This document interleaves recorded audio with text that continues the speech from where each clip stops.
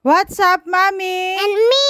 Samahan nyo kami ni Bella sa aming A Day in My Life dito sa probinsya. Maaga nga sa mga oras na to, si Bogo ay hindi mapakali at maingay. Pinuntahan ko nga siya at ito ang bumungad sa akin. Pasintabi po sa kumakain. Kinukulong ko nga dito si Bogo pag oras ng kainan. Dahil nga wala siyang ganang kumain, kaya ilalagay ko siya sa loob para hindi kainin ng ibang hayop yung pagkain niya. Sa ngayon, okay na si Bogo, masiglang masigla na. Dito nga sa harap at likod ng bahay namin, nagsimula na naman ako magtanggal ng mga damo. Hindi ko pa nga natapos damuhan yung buong paligid, may tumutubo na namang mga damo. Kamusta rin kaya yung mga tinanim kong gulay? Ganito rin kaya?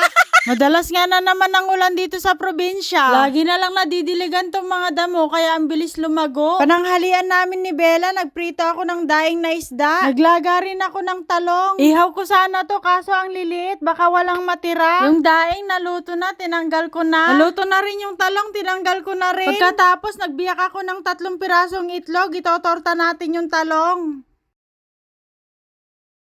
Tinignan ko isa-isa yung talong, baka may uod sa loob. Mekos-mekos ko na siya kasama ang itlog, kaya ipiprito ko na siya. Tinanggal ko yung pinagprituhan ko ng daing. Naglagay ako ng bagong mantika, nilagay ko na yung tortang talong. Luto na, kain na po tayo. Simpleng ulam, simpleng pamumuhay dito sa probinsya. Ulam natin, daing na isda, tortang talong, tapos naghiwa ako ng kamatis. Kain po tayo mga kamami and me.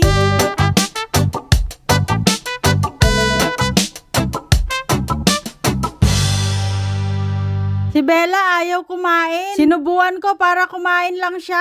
Nilagyan ko rin ng bagoong yung kanin niya para kumain siya.